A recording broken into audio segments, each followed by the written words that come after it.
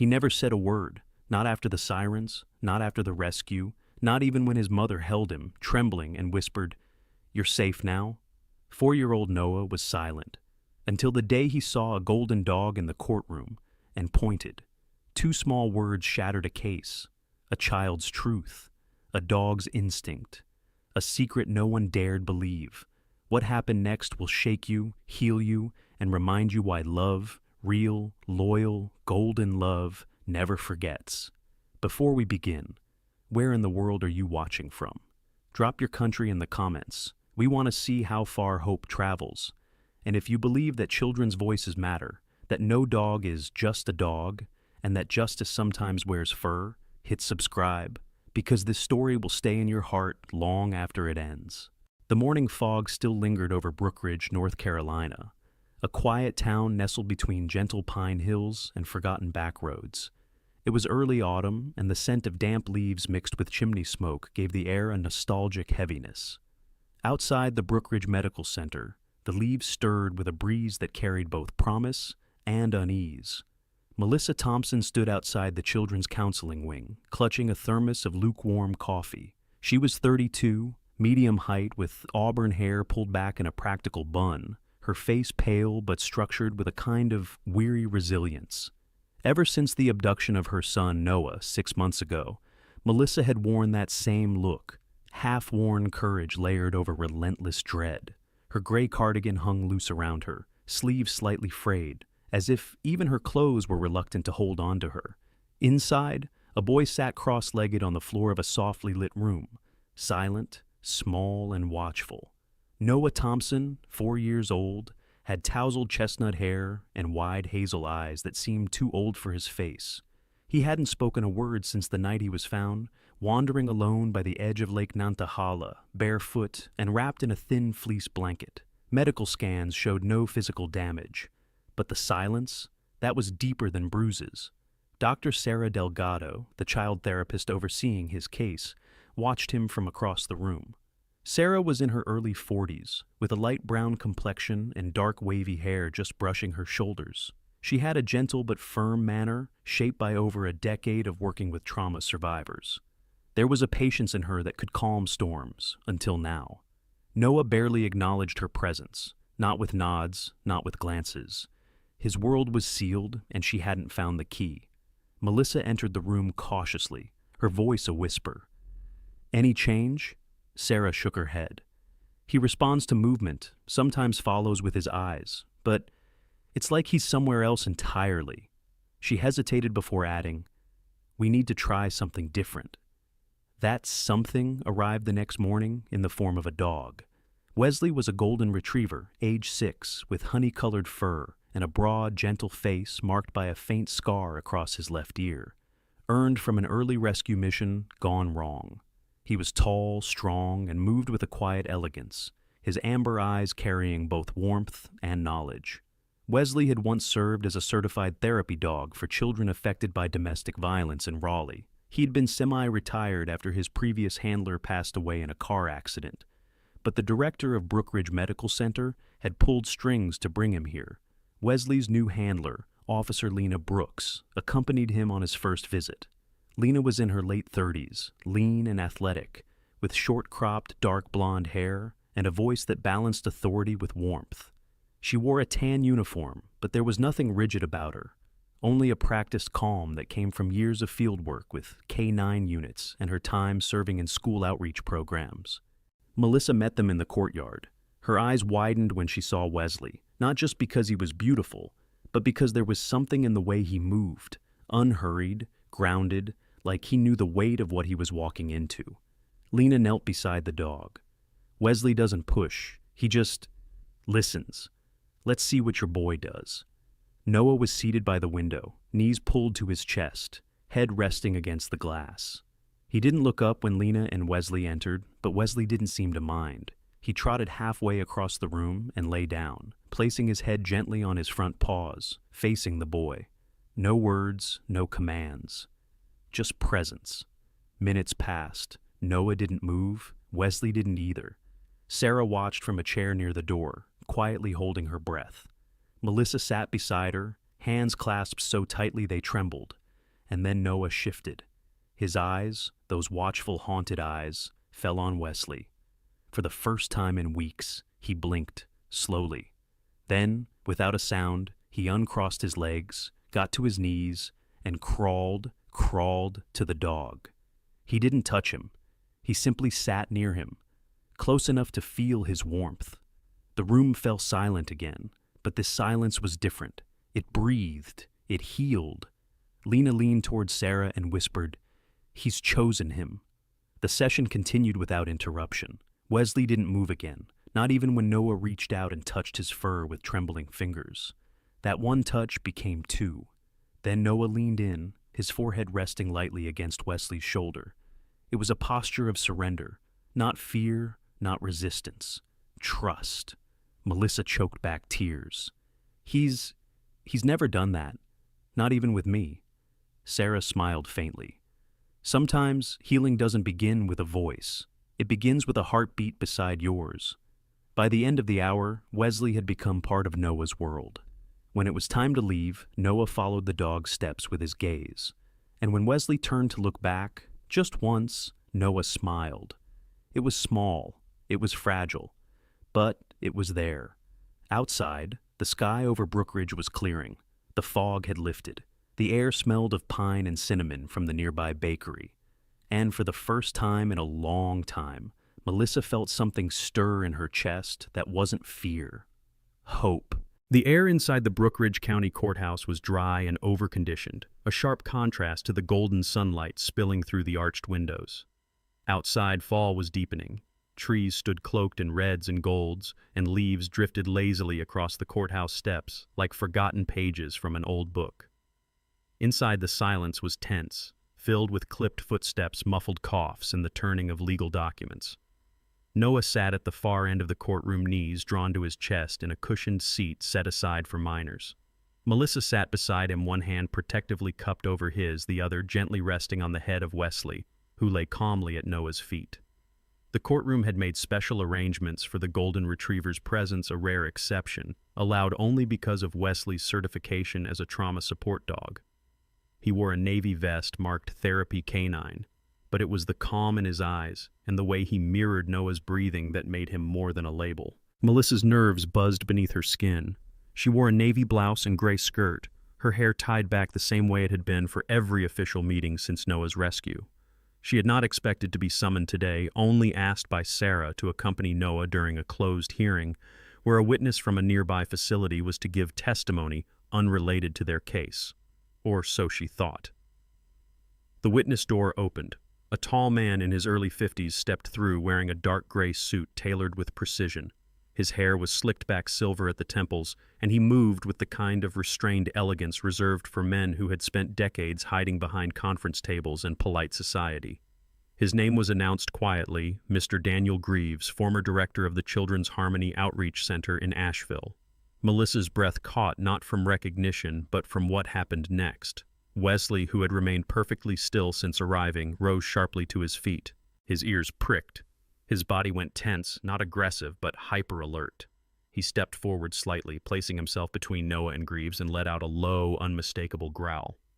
It wasn't loud, but it made half the room freeze.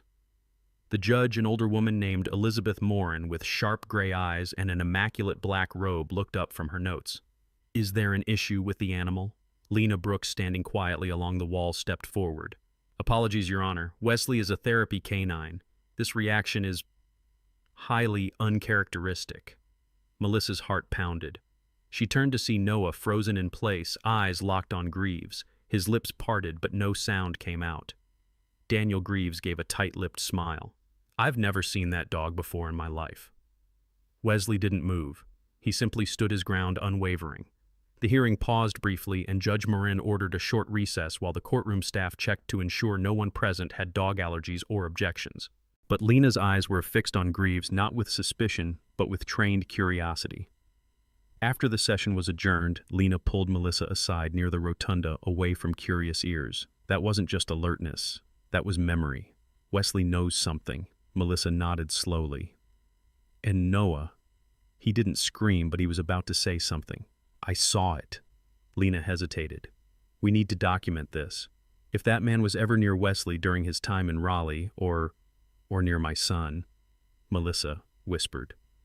Later that afternoon, back at the Thompson home, a two-story rental nestled near the woods at the edge of town. Melissa laid out colored pencils for Noah on the dining table. It had become their routine. She'd make him cocoa, give him blank paper, and let him draw while soft instrumental music played in the background. Noah didn't speak yet, but he drew constantly. That day he didn't hesitate. He picked up a dull blue pencil and began to sketch a truck. Not a cartoon truck. A very specific one. It was a large vehicle with dual rear wheels, rust patterns along the sides, and a cracked front windshield. But it was the license plate that made Melissa's stomach turn. Noah had drawn it in half split jaggedly down the center as if torn by hand. The letters KC remained visible. She searched online databases while Noah quietly colored in the truck's tailgate. Cross-referencing missing child reports, she found one filed by a family in South Carolina 6 months ago. Their son had gone missing near a truck stop. The vehicle reported a blue Dodge Ram with partial plate KC. She froze. There had been a bulletin about that very vehicle. It had never been recovered. The doorbell rang. It was Officer Lena Brooks again, this time without her uniform. She wore a brown windbreaker and jeans clipboard tucked under one arm. Her expression was focused but not severe. Melissa let her in and showed her the drawing. Lena's eyes narrowed. "I've seen that shape before," she murmured. "Our department got a partial match on that truck in a roadside camera near Asheville. We couldn't prove anything. Until now." Wesley padded over and sat quietly next to Noah, who was watching them both with unblinking eyes. Then, almost as if responding to a cue only he could hear, Noah picked up a red crayon and circled the truck's cabin. Melissa leaned in. "Noah, is that where you were?" He didn't answer, but he nodded. Once. Rain whispered down the windows of the Brookridge County Courthouse like fingers tracing secrets in glass. The storm had rolled in overnight, blanketing the morning in a curtain of gray. Umbrellas bloomed outside like slow flowers, and the usually vibrant courthouse square sat muted beneath the cloud-heavy sky. Inside the courtroom, the mood was even more tense than the weather. Daniel Greaves was back on the witness stand, his expression controlled, almost smug. He wore another pressed suit, navy this time, with a red silk tie, his hair parted sharply to the side. His gaze occasionally wandered across the room with a calm that seemed rehearsed. Sitting near the back, Noah Thompson once again occupied his corner seat, Wesley curled at his feet, tail still. Melissa sat beside them, her shoulders taut with quiet dread. She wore a soft gray sweater over a burgundy blouse and kept her hand firmly on her son's knee. She hadn't told him what to expect today. No one had.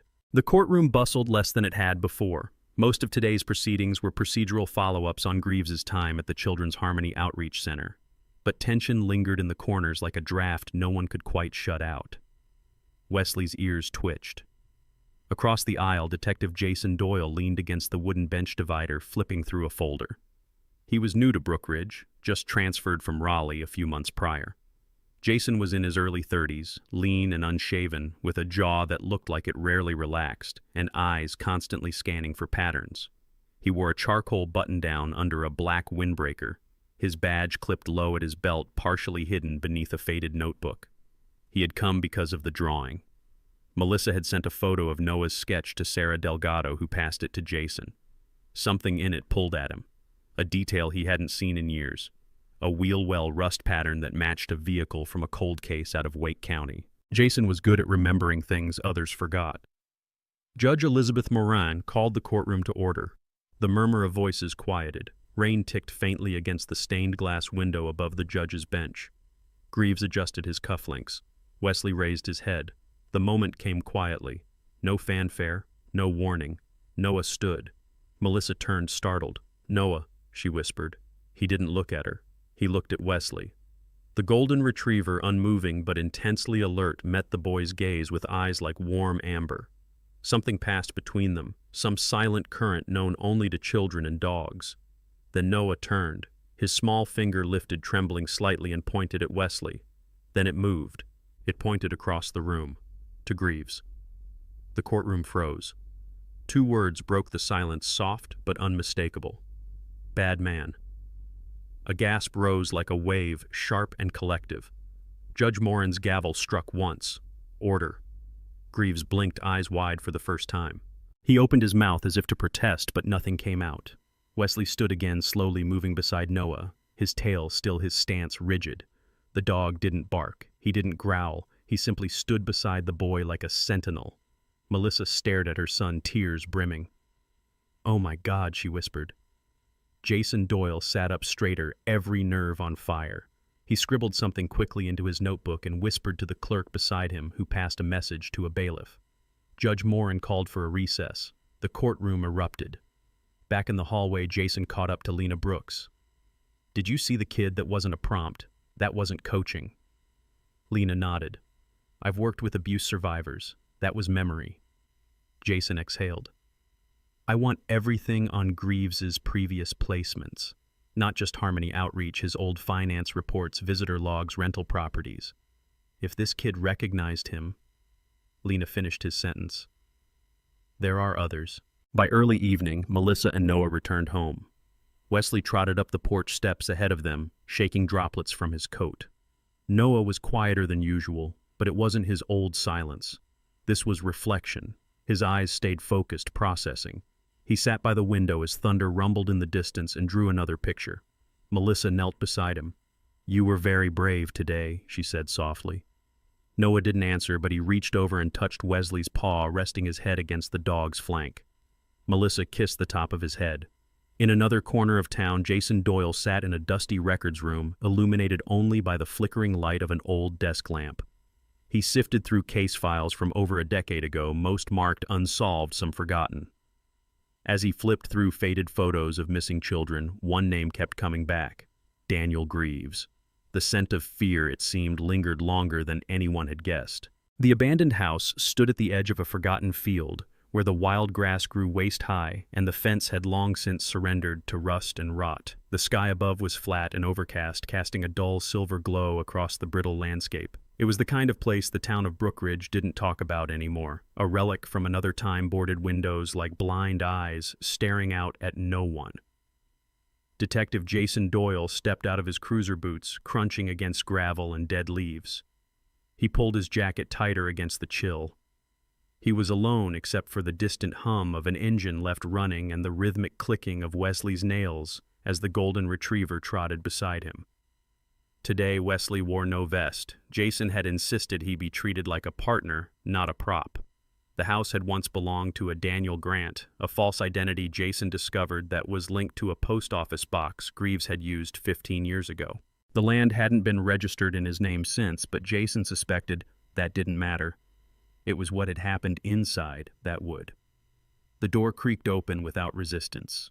Jason's flashlight cut across faded wallpaper, overturned furniture, and dust so thick it looked like it had grown roots. The air was dry and heavy, like it had been holding its breath. Wesley moved ahead, slow but alert, nose close to the ground. They passed through a narrow hallway where peeling paint curled like dried petals. Wesley stopped, once sniffed and let out a soft whine. Jason crouched, noting scratches along the baseboard's parallel lines like claw marks. Not from animals, from small fingers. The kitchen was barren, rusted appliances, a cracked teacup on the floor. But behind the pantry door, Jason found what he'd been hoping he wouldn't: a basement. The door groaned as he opened it, revealing a steep staircase swallowed by darkness. Jason clicked on his flashlight and looked at Wesley. The dog stared back, then descended without hesitation. The basement smelled of mildew, but also something else: plastic, rubber, and old wood. Wesley stopped at the bottom and began circling. He let out a short, clipped bark, then began scratching near the far wall. Jason approached and found a loose panel. Behind it was a shallow cavity in the wall, barely a foot deep. Inside sat a small cardboard box. Jason knelt down. "What did you find?" Boy Wesley backed up slightly, but kept his gaze fixed. Jason opened the box. Inside were a child's drawing, a broken toy train, and a pair of red canvas sneakers, faded, dirty, but unmistakable in design. His breath caught. These shoes matched the photo Melissa had shown him of Noah, taken a month before he vanished. They were the same, right down to the tiny iron-on patch of a dinosaur on the left heel. He pulled out a sealed evidence bag from his coat and gently placed the shoes inside. Wesley sat beside him, body tense, and let out a soft, mournful whine. "Good work, partner," Jason whispered. "We're getting close." Later that night, rain tapped lightly against the windows of the Thompson house. Inside, Melissa sat curled in a blanket on the sofa, flipping through an old photo album. The living room glowed with the dim, warm light of a table lamp. She had meant to clean, to fold laundry, to reply to the lawyer's email, but her mind kept drifting.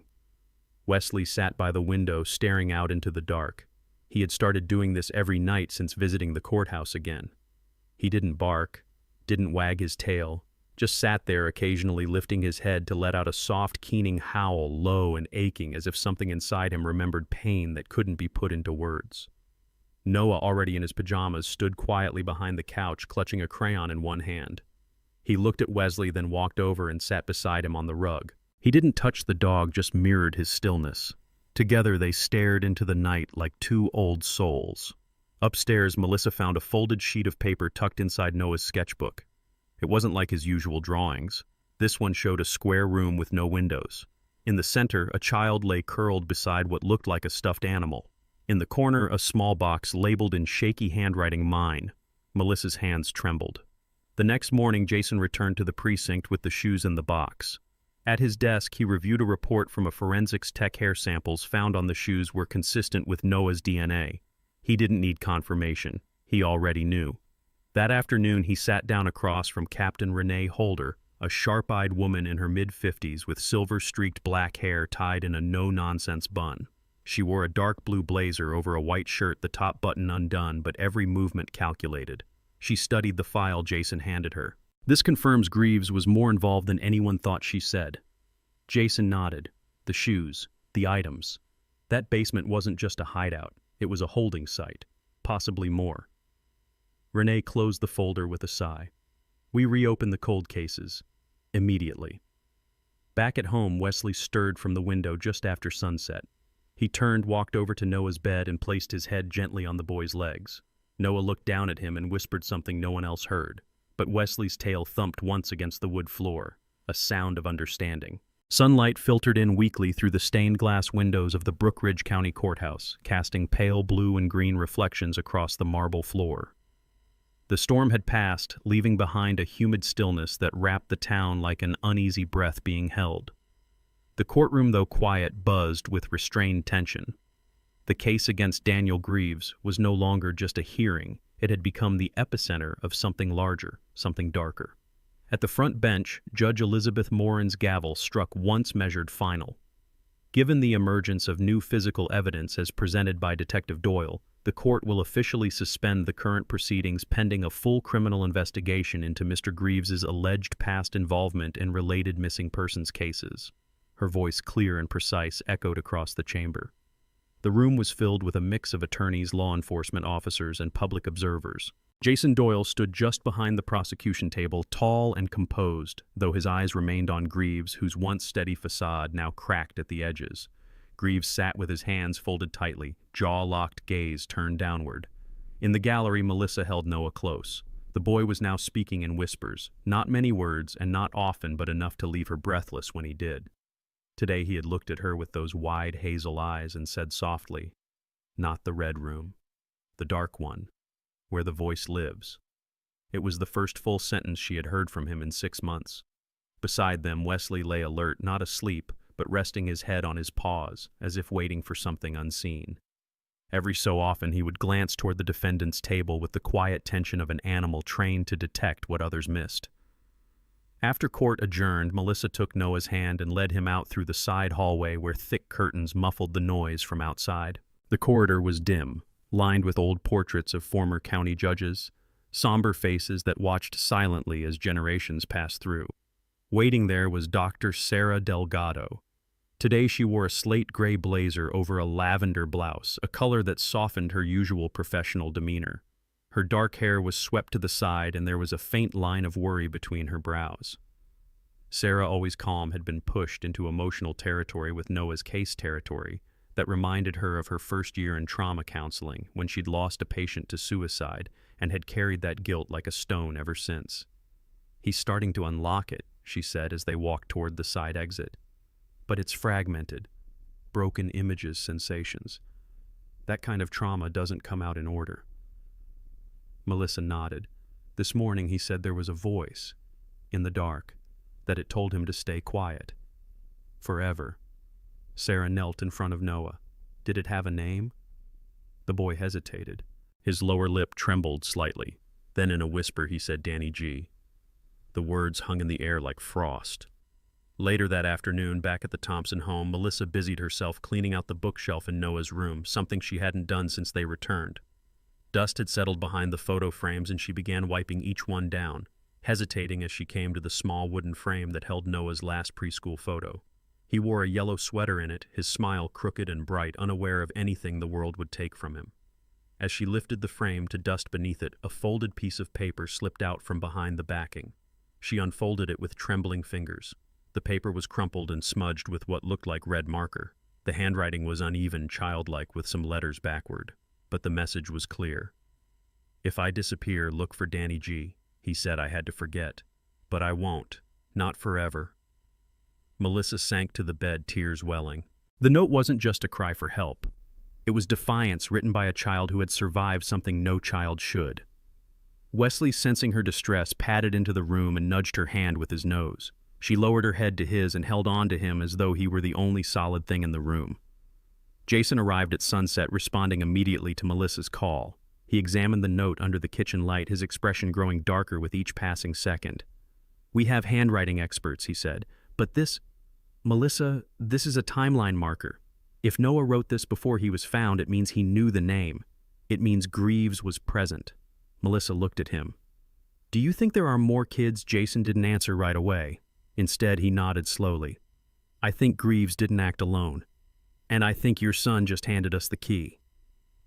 That night, while Noah slept upstairs, Wesley resumed his place by the window. His ears twitched with every breeze, his body tense even in stillness. Then softly he let out a whimper, not loud, but deliberate. Melissa stood by the staircase, watching. She didn't know what he heard, but she trusted it mattered. And somewhere in the dark, the past stirred. A cool wind stirred the fallen leaves outside the Brookridge Police Department as Detective Jason Doyle leaned over his desk, eyes narrowed at the screen in front of him. Morning light pooled through the blinds in long gray streaks, and the soft hum of printers and clicking keyboards filled the room like background static.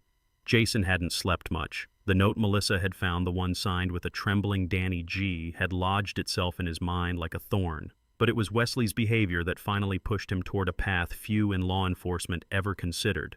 He pulled up the Interagency Animal Deployment Registry, something most detectives never touched unless a case involved a bite report. But Wesley wasn't just any dog. His movements, reactions, the way he'd stood between Noah and Greaves, it all spoke to memory, experience, trauma. Jason scrolled until he found it. Wesley, Golden Retriever Male DOB OCT 2016, Certified Therapy Canine. Trained at the Harmony Haven Shelter and Wellness Center outside of Greensboro, deployed to 3 trauma recovery programs, reassigned to Brookridge last year following the death of his handler, Karen Miles. Jason's eyes lingered on one entry incident, April 2022. Subject canine interrupted potential abuse scenario in session room. Removed child from situation, sustained minor injuries. Child ID Emma L. Age 6. Case closed, guardianship transferred. Emma L. He opened the file. No contact address, but there was a name listed under secondary caregiver approval. Helen Strand, RN, retired. That same afternoon, Melissa sat in her living room flipping through Wesley's deployment file that Jason had just dropped off. Noah sat cross-legged on the floor nearby, sketching quietly in his notebook.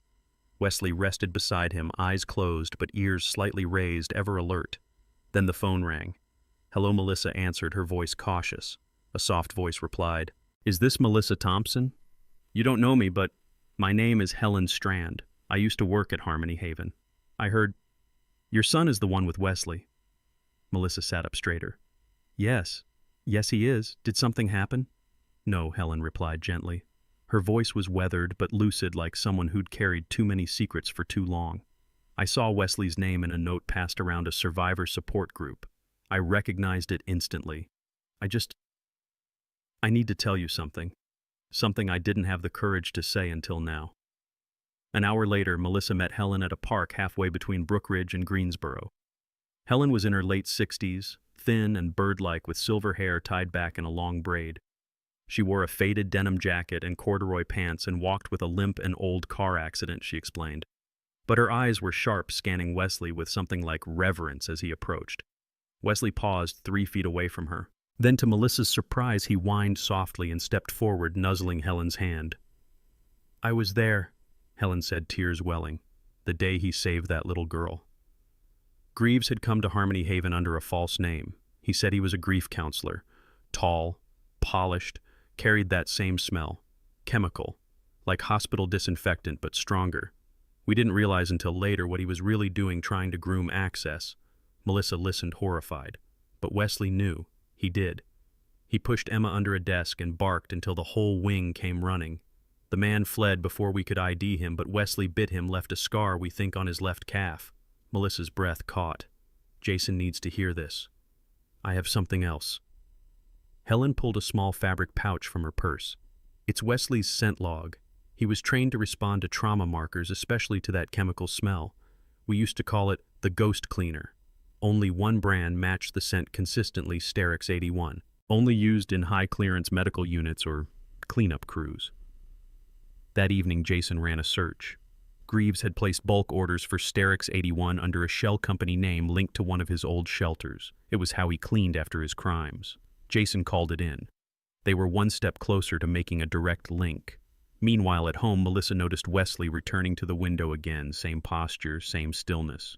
But this time he didn't howl. He stood guard, watching, waiting.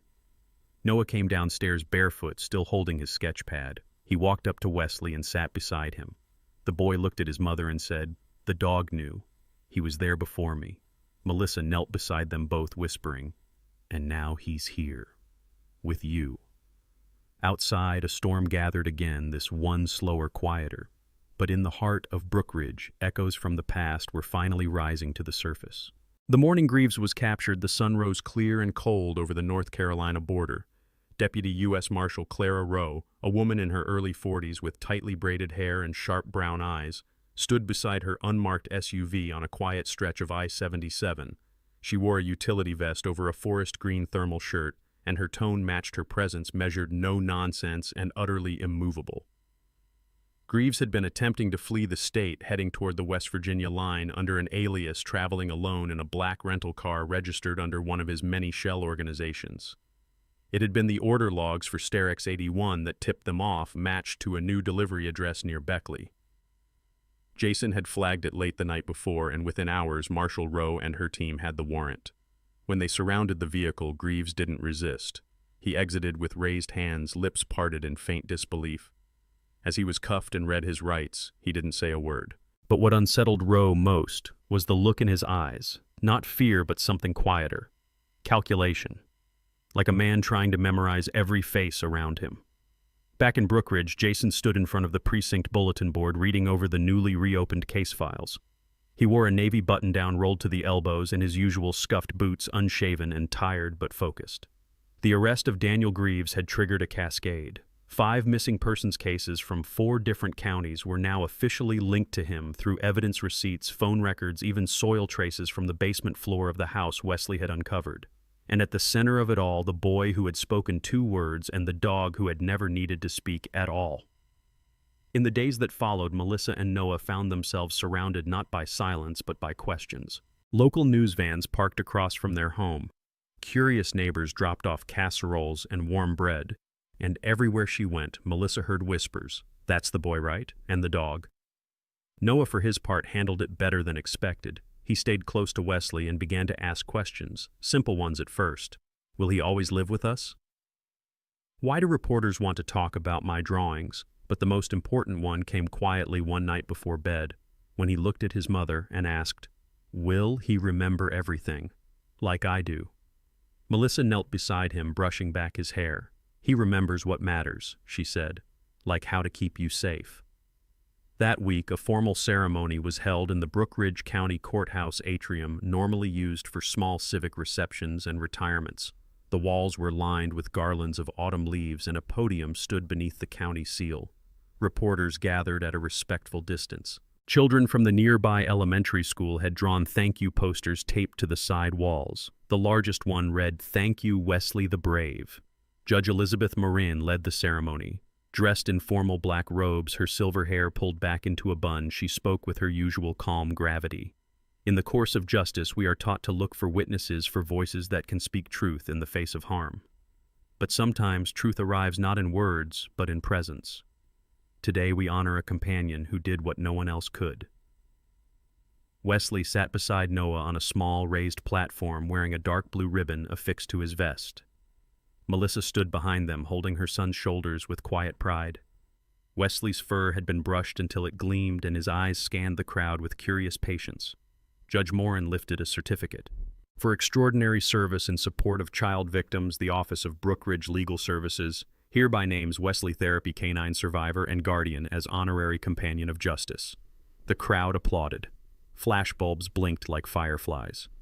But Wesley only looked up at Noah and wagged his tail twice, slow, steady. Later at the small reception in the courthouse garden, Jason approached Melissa with a coffee in each hand. He offered her one. He did more than half the detectives in this state. Melissa smiled and never asked for a raise. Jason chuckled, but his expression turned thoughtful. There's talk in the department. They want to assign Wesley to our Victim Services Division.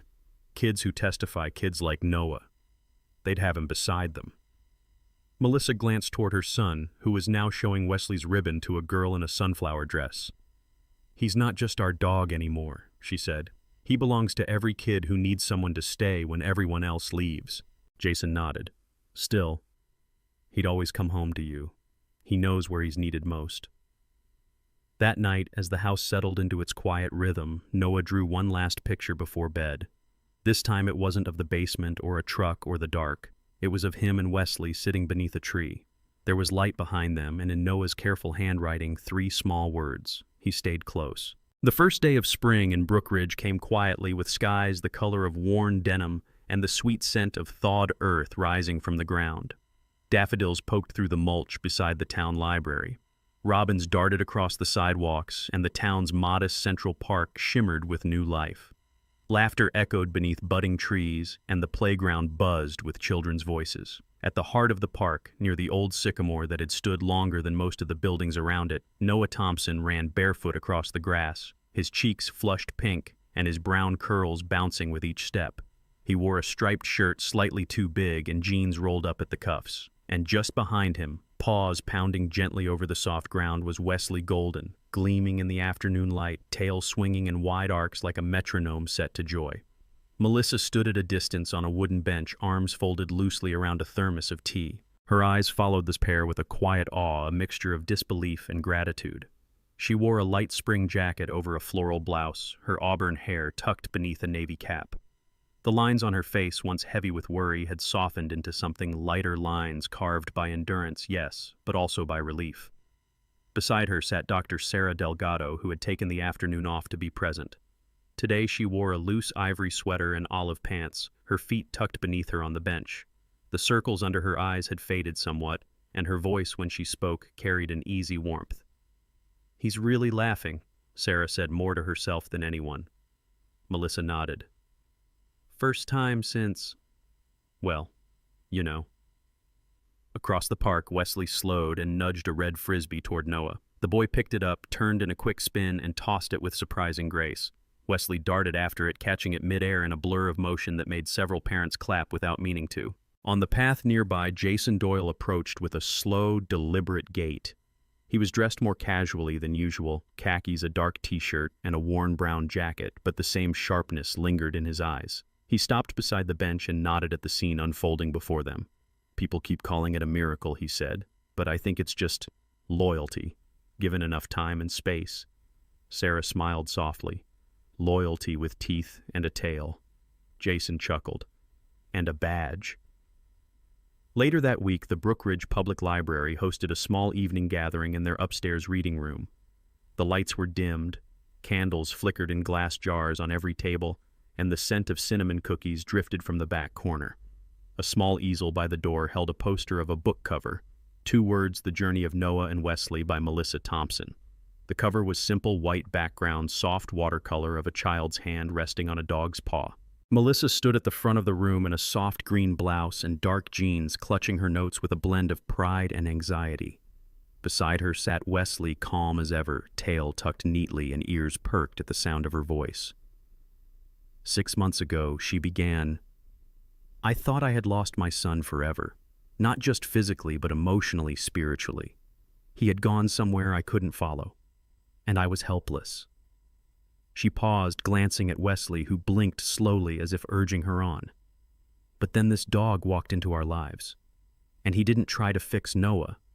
He just stayed, quiet, patient. And somehow that was enough. She flipped to the next page. The title of this book, 2 words, comes from the moment that changed everything. When my son found his voice again, when he pointed across a courtroom and named the man who hurt him. He said, "Bad man," 2 words. But in those 2 words was all the courage I could never teach him, all the truth Wesley helped him hold on to. The room fell silent. Someone in the back sniffled quietly. When the reading ended, guests lined up to shake her hand, to pet Wesley, to thank her for telling a story that felt like it belonged to all of them. Among the crowd was a woman with graying curls and a bright blue scarf who introduced herself as a school counselor. "We've started using therapy animals in our reading group," she said. "Your book, your story, it's going to help more than you'll ever know." That night, as the streets of Brookridge turned quiet and the windows lit with warm yellow glows, Noah slept peacefully for the first time without his nightlight. Wesley lay curled at the foot of his bed, paws twitching slightly in dream. Melissa sat at her desk downstairs, signing the first official copy of her book for the local library.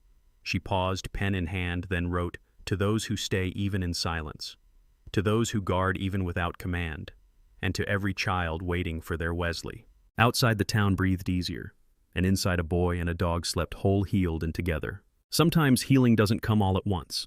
It arrives quietly on 4 legs with a wagging tail and eyes that see the pain no one else can. Wesley didn't speak, but he listened. He didn't teach Noah how to forget, but how to trust again. And maybe that's how God works too, not always with thunder and miracles, but through the presence of someone who stays. This story is not just about a dog or a boy, it's about faith. Faith that the broken can be made whole, that silence can be followed by strength, and that even in a courtroom filled with fear and doubt, a whisper of truth can shine brighter than any lie.